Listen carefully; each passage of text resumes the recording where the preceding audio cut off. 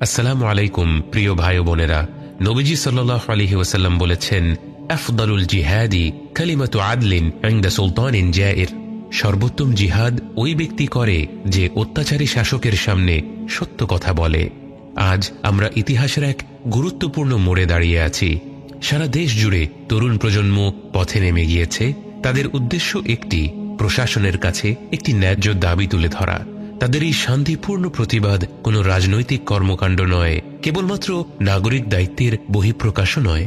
তারা যা করছে তা সরাসরি ইবাদত, এবং তা নবীজি সাল্লাল্লাহু আলাইহি ওয়াসাল্লামের বক্তব্য থেকেই সাব্যস্ত।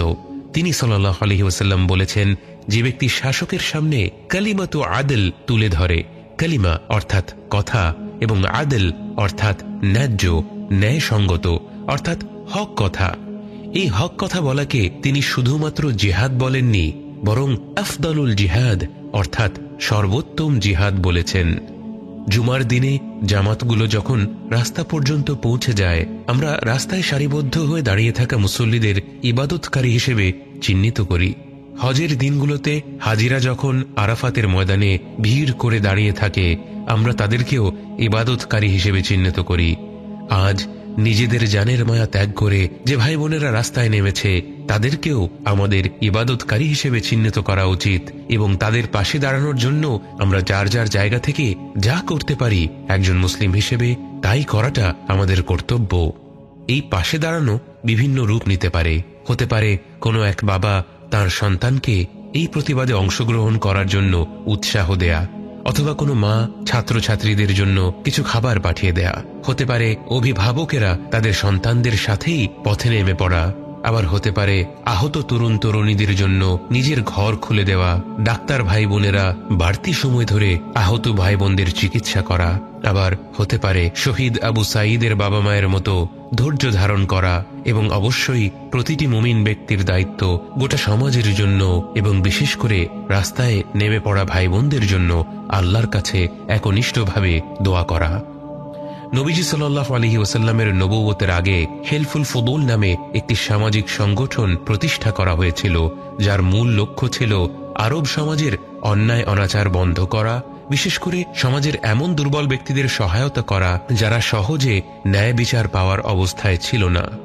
বহু বছর পর নবুয়ত লাভের পরবর্তী সময়ে নবীজি সাল্লাল্লাহু আলাইহি ওয়াসাল্লাম একবার হেলফুল ফুদুল সম্পর্কে বলেছিলেন, আমাকে যদি ইসলামের যুগে এরকম কোনো কিছুতে অংশগ্রহণ করতে বলা হতো, আমি তাতে রাজি হয়ে যেতাম। এখান থেকে বোঝা যায় সামাজিক ন্যায়পরায়ণতাকে আমাদের দ্বীনে কতটা গুরুত্ব দেওয়া হয়। আরেকটি বিখ্যাত হাদিসে নবীজি সাল্লাল্লাহু আলাইহি ওয়াসাল্লাম বলেছেন, তোমাদের মধ্যে কেউ কোনো অন্যায় দেখলে সে তার হাত দ্বারা প্রতিহত করবে, যদি তা সম্ভব না হয় তবে মুখ দ্বারা প্রতিহত করবে, তাও যদি না করতে পারে তাহলে অন্তর দিয়ে তা ঘৃণা করবে। তরুণ সমাজের এই আন্দোলন শুধু কোটার বিরুদ্ধে নয়, বাস্তবে এটি সার্বিক একটি যোগ্যতা ভিত্তিক সমাজ গড়ে তোলার আন্দোলন।